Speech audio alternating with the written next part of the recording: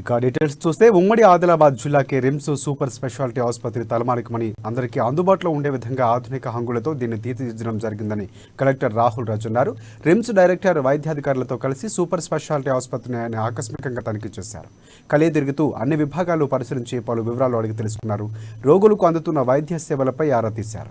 ఎలాంటి సమస్యలు ఉన్నా వాటికి పరిష్కరించి అందరి సహకారాలతో మెరుగైన వైద్య సేవలు అందించేందుకు జిల్లా యంత్రాంగం తరఫున కృషి చేస్తామన్నారు. ప్రైవేటు కార్పొరేట్ ఆసుపత్రులకు ధీటుగా వైద్య సదుపాయాలు కల్పిస్తామని తెలిపారు.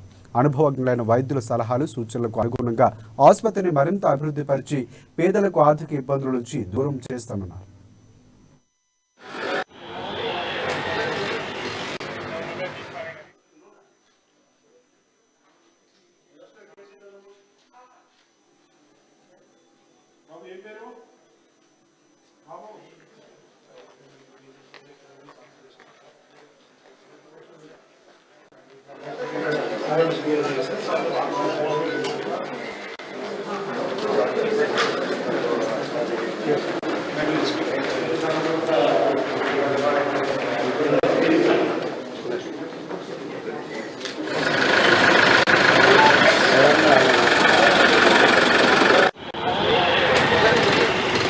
ఈరోజు రిమ్స్ విజిట్ చేయడం జరిగింది.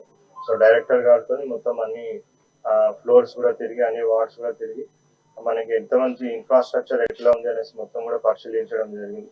సో మనం చూసినట్టయితే ఉమ్మడి ఆదిలాబాద్ జిల్లాకే రిమ్స్ ఒక చాలా మంచి గర్వకారణమైన ఇన్స్టిట్యూట్ అనేసి మనం చెప్పుకోవచ్చు. సో ఆదిలాబాద్ డిస్ట్రిక్టే కాకుండా ఆసిఫాబాద్ నుంచి కానివ్వండి, నిర్మల్ నుంచి కానివ్వండి, ఈవెన్ కొంతమంది మహారాష్ట్ర జిల్లాల నుంచి కూడా మనకి రిమ్స్ కి చాలా మంది రావడం జరుగుతూ ఉంది. సో అటువంటి ఈ ప్లేస్ లో మనకి సో అందరికి అందుబాటులో ఉండే విధంగా సో ఇప్పుడే నేను చూస్తున్నాను ఒక 5 నీ రీప్లేస్మెంట్ సర్జరీస్ కూడా ఏవైతే ప్రైవేట్ హాస్పిటల్స్ లో మనకి 2.5 లక్షల నుంచి 3 లక్షల వరకు ఖర్చు అవుతుందో